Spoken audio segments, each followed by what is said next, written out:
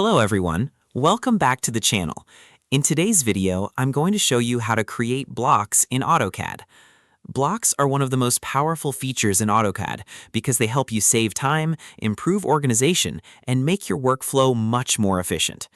Whether you are creating architectural drawings, engineering designs, electrical layouts, or technical schematics, learning how to use blocks properly is an essential skill. So let's get started. First, create the object you want to turn into a block. This can be a symbol, a furniture object, a door or window, a title block, or any repeated drawing element. Once your object is ready, select everything you want included in the block. Make sure all components are highlighted before moving to the next step. Now, go to the command line and type block, then press Enter. The block definition window will appear. This is where you create and configure your block. First, enter a name for the block. Choose a name that is clear and easy to remember, especially if you plan to create many different blocks. Next, set the base point.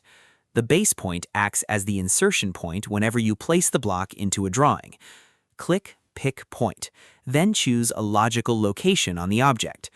A good base point makes it easier to place and align the block later. Now, look at the lower section of the window. You'll see an option called Open in Block Editor. If you enable this option, Autocad will open the block editor after creation. The block editor allows you to modify the block, add parameters, create dynamic blocks, and make advanced edits later. Once everything is set, click OK.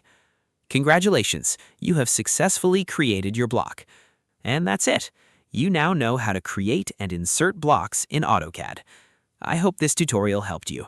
Don't forget to like the video, subscribe to the channel, turn on notifications, and share this tutorial with others learning Autocad. Thanks for watching, and happy drafting!